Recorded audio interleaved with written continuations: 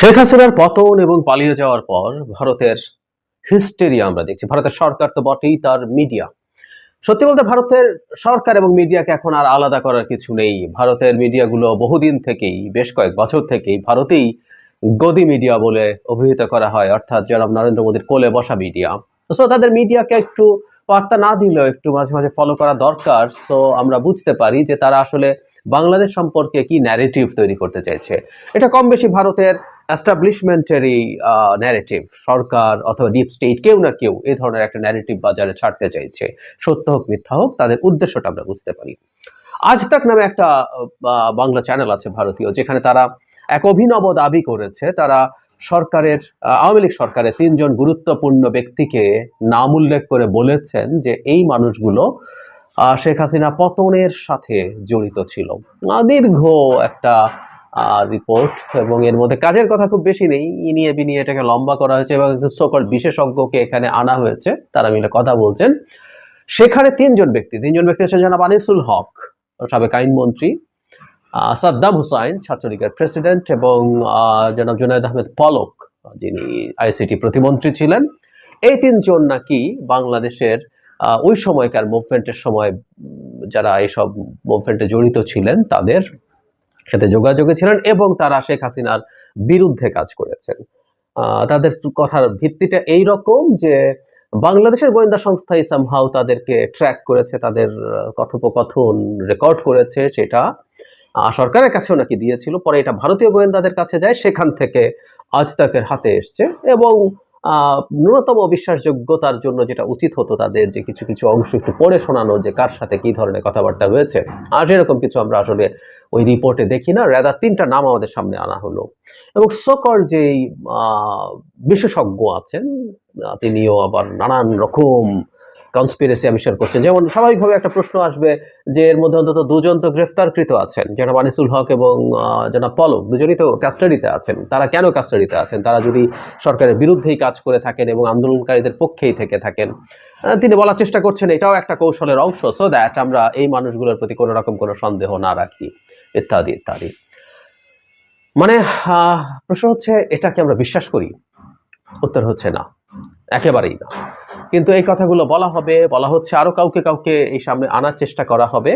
কিন্তু কেন করছে তারা? ওই যে শুরুতেই বলেছিলাম যে আসলে আমাদের একটু শোনার দরকার, একটু বোঝার দরকার যে তারা আসলে কি করতে চায়, তাদের ন্যারেটিভটা কি, তারা কি উদ্দেশ্য সফল করতে চায়।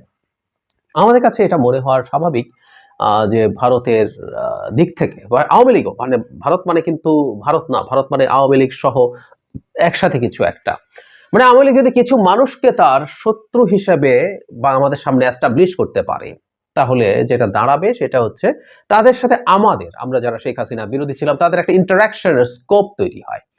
মানে ধরুন আনিসুল হক, আওয়ামী লীগ এখন তাকে শত্রু জ্ঞান করছে, এবং খুব সম্ভাবনা আছে যে আনিসুল হক বা পলক, যারা এই মুহূর্তে আমাদের হাতের মধ্যেই আছে, তাদের বিরুদ্ধে আওয়ামী লীগের পক্ষ থেকে এবার বিষোদ্গার করার চেষ্টা হতে পারে যে এই লোকগুলি তাহলে আমাদেরকে ডুবিয়েছে, ওদেরকে আমরা এই করব সেই করব, সো দ্যাট আমাদের মনে হবে আনিসুল হক এবং পলক তো আসলে মানে আওয়ামী লীগের সাথে না, সে আমাদেরই পক্ষের লোক ছিল, এবং তার সাথে এই মানুষগুলোর প্রতি আমাদের এক ধরনের সফট কর্নার তৈরি হওয়ার প্রবাবিলিটি তৈরি হবে।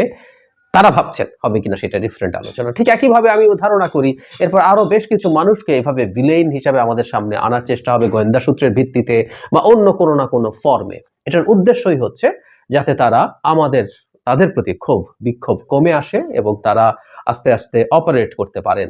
যেহেতু এই ২ জন মাঠে আছেন, এই ২ জন যদি এরকম হয় যে তারা অভিযুক্ত, আওয়ামী লীগ অভিযোগ করছে, ভারত অভিযোগ করছে, আস্তে আস্তে তারা জামিন পেলেন, তারা বেরিয়ে আসলেন, তারা বেরিয়ে এসে আস্তে আস্তে আওয়ামী লীগের হয়ে কাজ করবেন, এই ধরনের কোনো উদ্দেশ্য। একই সাথে সাদ্দামকেও তারা যদি এরকম করে আস্তে আস্তে সাদ্দামকে পাঠায়, মেবি এরকম একটা উদ্দেশ্য তাদের আছে, আমাদেরকে বোকা বানানোর জন্য তারা এই চেষ্টা করছে। ওই যে বললাম, যেহেতু এটা হচ্ছেই, এরকম আরো অনেক নাম আমাদের সামনে আসলে আসবে।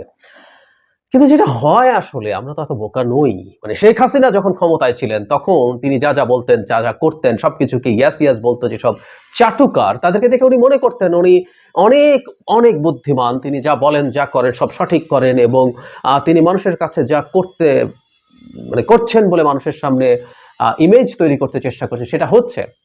এটা আসলে হচ্ছিল না। আমরা তার এই ফালতু মিথ্যে কেউ গ্রহণ করিনি তখনও, কিন্তু ওই যে তার আশপাশে মানুষগুলো ছিল তারা মনে করেছিল এটার মাধ্যমে, কারণ তারা বলছে হ্যাঁ আপনি যা বলেছেন আপা এটা তো অসাধারণ হয়েছে, মানুষ তো সেই গ্রহণ করেছে, খেয়েছে, এসব তো বলে আশপাশে থেকে থেকে, কিন্তু হয় না আসলে। কিন্তু এই যেটা হয়, দীর্ঘদিন এই ধরনের একটা ইকো চেম্বারের মধ্যে বাস করতে করতে শেখ হাসিনা তার নিজকেই অসীম ক্ষমতাধর মনে করেছিলেন। সো তাদের এই চেষ্টাগুলো আদতে কোনো রকম কোনো ফল আসলে বয়ে আনবে না। আমরা যথেষ্টের বেশি স্মার্ট, যথেষ্টের বেশি স্মার্ট, এবং এটা আসলে শেখ হাসিনারও বোঝা উচিত, কারণ শেখ হাসিনা তার উন্নয়ন, তার ওটা, তার সেটা, তিনি দেশের জন্য জীবন দিচ্ছেন, তাহাজ্জুদের পর থেকে ঘুমানোর আগ পর্যন্ত তিনি দেশের কথা ভাবতে থাকেন, তিনি সকল বঙ্গবন্ধুর স্বপ্ন পূরণ করার চেষ্টা করছেন, তিনি উন্নয়ন করছেন, কিন্তু মানুষ সেগুলো খায় নাই। তার প্রমাণ হচ্ছে আপনাকে জেনে শুনে এরপর রাতে ভোট করতে হয়েছিল। এনএসআই রিপোর্টের কথা পত্রিকায় দেখেছে যে 22টা সিট পাবে বলে তারা স্পষ্টভাবে জানিয়েছিল, 18তে সর্বোচ্চ 22টা সিট। সেগুলো তো আসলে খায় না, আমরা খাইনি। আমরা অনেক আগে থেকেই যথেষ্ট স্মার্ট, মানে কেউ বলেন যে আমাদের ভোটের ক্ষেত্রে আমাদের জনগণ আসলে যথেষ্ট পরিমাণ ম্যাচিওরড কিনা, স্মার্ট কিনা, শিক্ষিত কিনা তার প্রতিনিধি নির্বাচন করার জন্য। আমি তো দেখি আসলে আমাদের দেশের মানুষ খুব চমৎকারভাবে, তার কালেকটিভ উইজডম ইজ এক্সেলেন্ট, সে ভুল সিদ্ধান্ত নেয় নাই। আওয়ামী লীগ যত কিছুই করুক না, 18তে যদি টাকা দিয়ে সয়লাভ করে ফেলতো মানুষ কিন্তু সঠিক সিদ্ধান্ত নিত। সুতরাং এই যে চেষ্টা এখন হচ্ছে একে তাকে ভিলেইনের ভাব দেখিয়ে আস্তে আস্তে মাঠে দেওয়ার, এটা কাজ করবে না। আমরা এগুলো যথেষ্টের বেশি বুঝি। কিন্তু ওই যে প্রায় বলি যে আওয়ামী লীগের হয়ে যখন ভারতীয় মিডিয়া বা আওয়ামী লীগও যখন এই ধরনের পদক্ষেপ নেয়, যেটাকে দেখতে খড়কুটো ধরার চেষ্টা বলে মনে হয়, সেটা দেখতে ভাল লাগে। খড়কুটো আলাপটা আমাদের প্রবচনে আনি ডুবন্ত মানুষের ক্ষেত্রে। ডুবন্ত মানুষ খড়কুটো ধরে বাঁচতে চায়, খড়কুটো ধরতে দেখার যখন চেষ্টা, তখন বোঝা যায় ওরা ডুবন্ত। কথাটা অবশ্য পুরো ঠিকও না, আওয়ামী লীগ ডুবন্ত না, আওয়ামী লীগ ডুবে গেছে, এবং ডুবে যে গেছে সেটার প্রমাণ একটার পর একটা ভারতীয় মিডিয়া দিয়ে যাক, আওয়ামী লীগের অন্যরা দিয়ে যাক, আমরা সুখী হই এগুলো দেখে। এই দিনগুলো দেখতে পারবো, অনেকের কাছে মনে হয় নাই, এগুলো দেখা যাচ্ছে, এর চেয়ে সুখকর কোনো দৃশ্য হতে পারে না।